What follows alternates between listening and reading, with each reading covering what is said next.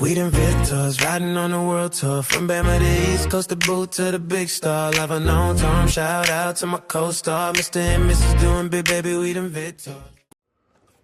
Hello again, my name is Ebony and welcome back to another video. In today's video, I actually want to talk about a few things. Me and my hubs have been having friends and family ask us how much does it actually cost if they were to move over to Thailand. So I do have my notes right here as far as what it is that I wanted to say so that I don't miss anything that I want to let you guys know. So I'm going to start off by saying, again, we're not there in Thailand yet. However, we will be leaving within the next few months.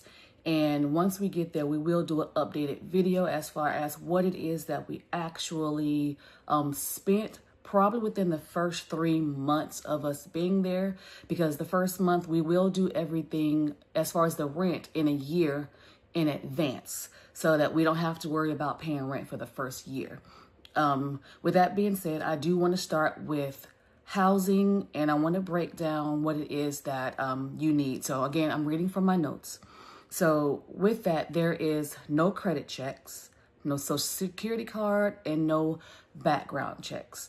So, here in the States, you have to have all of those that I just mentioned on top of an application fee and on top of having 10 times the amount that you make or whatever the case may be.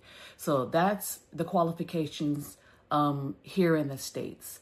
In Thailand, the only thing that you basically need is your passport page, what visa that you're on so that they know that you're staying there in Thailand legally. And basically that's it, as long as with your security deposit and your 1 month rent up front. So technically you need your rent times 3. So for me, I know that the apartment or the condo that I actually want to stay in the Onnu area is going to be total for the security in the first month is 72,000 Thai baht. That translates over to $2,332.36 in USD, all for the first month to get there. So again, you just need your passport. You need a legal visa, like the DTV that we plan on getting, or your whatever it is that basically stating that you're there legally past the whole touristy 90-day upon entry visa.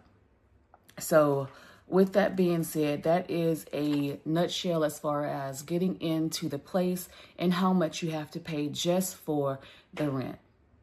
So utilities. Sometimes utilities come included, sometimes they don't. But if they don't, this is the breakdown on that one. Electricity can run you 30 to 100 USD a month. Water can be anywhere between $5 and $10, and internet can be anywhere between $15 and $25. I don't know about you guys, but to me, I could rock with those prices compared to what we're currently paying right now in the US for all 3 of those combined. Most condos come fully furnished. So when you get over there, the only thing that you have to actually take is your clothes, or if you want to bring nothing and just take your body, that's fine as well. But as long as you're going over and you have all those things that I just mentioned, you have your money, you can transfer the funds over to their account. Boom, you can move in the exact same day or whenever it is that you need to move in. So again, security deposit, a valid passport, a legal visa, your security deposit plus 1 month's rent, and yourself. That's all you need to be able to move over to Thailand. Now, the best thing that I like about this is that if you stay longer than a year, you're able to negotiate the price. So say that my rent is $960, and that's per month. If I wanted to say, hey, I plan on staying over here for a year, Is there any wiggle room? They'll probably say I can go down to 900 a month versus the 960. So it's give or take. If you're giving them the longevity of knowing that you're going to be in their property, taking care of their property, they're willing to work with you as far as how much you have to pay. So the next thing is food. Food for me is, when we were over there in October, it was very affordable. They had night markets. They had local moms and pops that actually had very affordable food in there.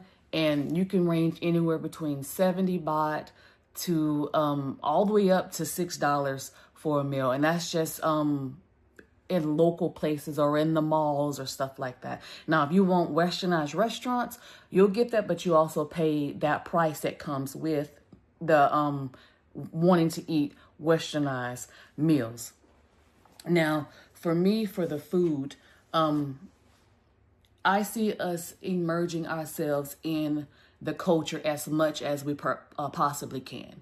We love Thai food. We love spicy Thai food. So granted, we'll be cooking at home breakfast. We'll eat out every now and then. But for the most part, I see us being involved in the local Thai community as much as possible. So food-wise, give or take, depending on where you want to eat, how much you want to eat, if you want to stay within the local Thai parameter, or if you want to branch out all the time and eat westernized food, you could spend anywhere between $150 for the month, or you could spend all the way up to $300 with westernized food if you choose to.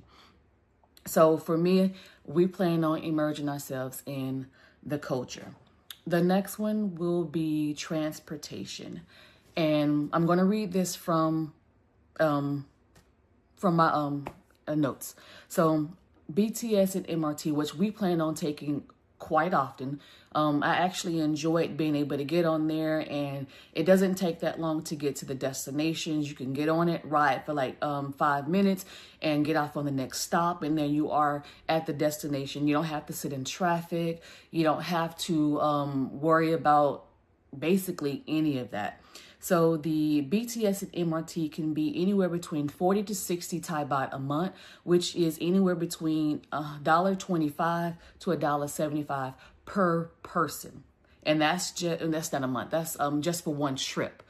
Per month, you could pay anywhere between $40 to $80, depending on how much it is that you're actually traveling and going places. So for me and my hubs, if we were to travel on a regular basis, it'd be at the lowest amount $40 per person, or the highest amount $80 per person. Now they also have bikes, grab bikes, and that can be anywhere between 20 to 60 Thai baht, and that is 60 cents to $1.75 per ride on the back of a motorbike. So haven't did that yet. I do plan on actually making that something that I do when we get there. But as of right now, that is a means of transportation that's also cost effective as well. And then you have the Grab and the Bolt. It's basically Uber here back in the States. And that can run you anywhere between 80 to 200 Thai baht, equivalent over to $2.50 to $6 a ride, depending on the location that you're actually going. It could be a little bit more costly, a little bit more expensive if you're going longer routes. So they also have buses as well, which is cheaper than everything that I just said so far. So it's basically a baht bus. So everybody know what a baht is. So, well, if not, I'll put it on the screen for you as far as the equivalent, so that could help you further break down the difference between them. But yes, that right there is the transportation in itself. So with that being said, summing everything up, there is no credit checks. There's no needing 10 times the amount. It's just basically, if you have the money and you can afford it, you can pay it. As long as you have a legal visa, you have a current passport, you're able to get in. You don't have to worry about furnishing the place unless you choose to go in there and say, hey, I don't want anything in the condo. I'd rather furnish it myself. I have heard stories where they say, hey, I don't have anywhere to put the furniture. Can you pay for storage and I'll do it type stuff? Or they'll just take the stuff out. Don't worry about it. And you can furnish the place on your own. So honestly speaking, it's not that much to actually get yourself started over there in Thailand. If you have the means to do so, you can go over there and travel with at least $6,000 right now in your pocket. If you're single, I wouldn't recommend that if you're a couple. If you're single, they have apartments as cheap as $200, $100, but you also get what you pay for. So me personally, we're going to be immersing ourselves in the culture. I'm not trying to look for anything that's the size of a shoebox when we get over there.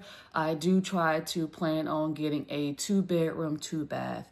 And for me, like I said, the apartment that I'm looking at is 24,000 Thai baht, basically. So again, do you guys yourself a justice and do the research on your own to make sure what you're looking for, you know exactly. Again, this is just research that I'm doing on my own so that I can better prepare myself when we do get ready to leave to go over there. So that being said, with the information that I gave you, do you see yourself being able to transition over abroad, not necessarily to Thailand, but do you see yourself being able to afford or start up over there in Thailand? If so, please leave it in the comments. I do want to hear from you guys as far as what it is that you think that I could be doing better. What do you want to hear about? And until then, I love you guys. Stay blessed, stay prayed up, because everything is crazy right now. Stay prayed up, and comment, like, share, and subscribe. Until then, love you guys. Peace. We done Vidtorz, riding on a world tour. From Bama to East Coast, the boat to the big star. Have a long term shout out to my co-star, Mr. and Mrs. doing big, baby.